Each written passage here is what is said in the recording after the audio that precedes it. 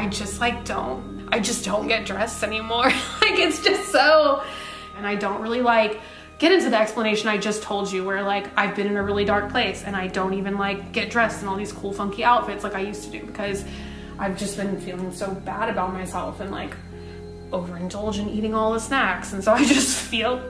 See, all of this, even the spit, Did all you of that. capture the spit? Yeah.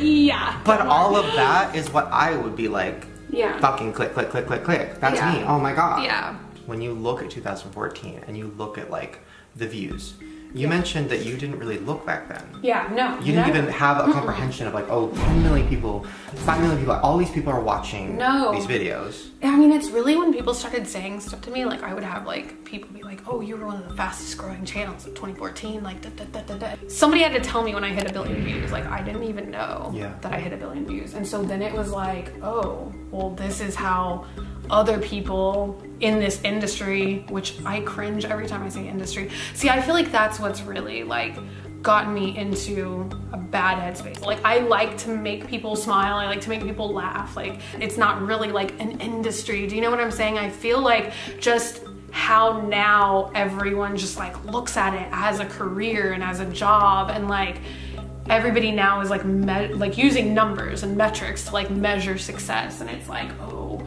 well, you know, everybody's looking at you and wondering like, oh, does this thing really work? Doesn't even get 1 million views anymore. Like, what's wrong with her channel? Like, da da da da. Oh, her channel's dying, and I'm just like, ooh.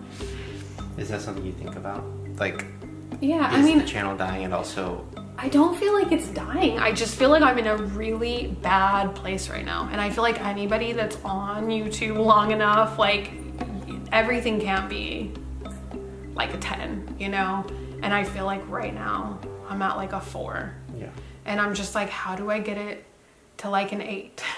The reason, especially I wanted to talk to you about this, is because I relate to it so much. I was doing YouTube for so long, and I think around 2014, my views were going down. I was seeing a lot of comments about it. I was seeing everybody else rise. I was seeing like all this shit happen, and I was just like, oh my god, like, I'm old, people don't care anymore, whatever, whatever. And I realized why they weren't watching. Because I wasn't completely in it. And I was hiding elements of myself, and I wasn't really being myself anymore. And I was thinking too much about the numbers and thinking about what other people think about me, rather than like making something that I would actually click on. That was also the same year that I came out. And it was the same year that I like stopped worrying about like, oh, am I seeming too feminine in this video? Is my voice too flamboyant? Am I saying things that are alluding to me liking guys? Am I being too crazy or too offensive or too this or right? Like once I came out and I like was like, fuck it, this is who I am. It completely changed my channel and my videos.